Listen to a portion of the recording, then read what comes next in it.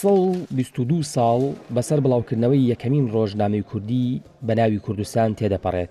ئەو ڕۆژنامەی بووە دەستپێک بۆ ڕۆژنامەگەری کوردی. کاروان ئەنوەر سەرۆکی لقی سلێمانی سەندیکای ڕۆژنامەنووسانی کوردستان دەڵێت دوای 122 ساڵ کوردستان لە قەیرانی میدیای نیشتیمانیە.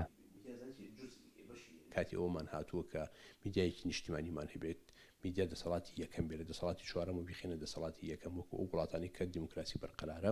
خۆشبەختانە لای ئێمەش سیستەم پەرلەمانی و دیموکراسیە ئەکرێ میدیا ڕۆلی لەمەی ئێستا زۆر زیاتر ببینێ. ئەو زیاتر لە 1300 کەناڵی کارکراوی مۆڵەتدار هەیە، بەڵام ئەوەی کە ئیشەکات لە حدودی 300 کەناڵێکە لەوانێ 250 بۆ 300 کەناڵ بە هەموو بابەتەکان و بە بینراوە بە بیستراوە بە خوێنراوە بە ئەلکترۆنیەکانەوە 250 بۆ 300 کەناڵی ڕسمی ئیشەکەن.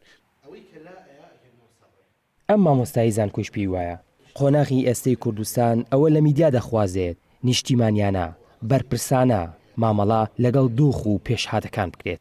لەم قۆناغەیە میلەتی ئێمە پێویستی بە ئیعلامێکی نیشتیمانی ڕووتەواڵەیە، واتە ڕاگەیاندنێک ڕۆژنامەیەک کە کار بکات لەسەر دروستکردنی هەستی نیشتیمان پەرۆرێتی لای خەڵک.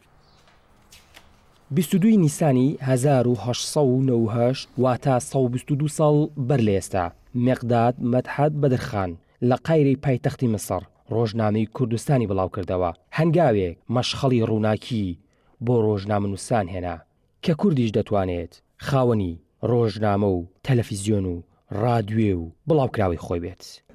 ئاوەڕا لیگەلی کوردستان سلێمانی.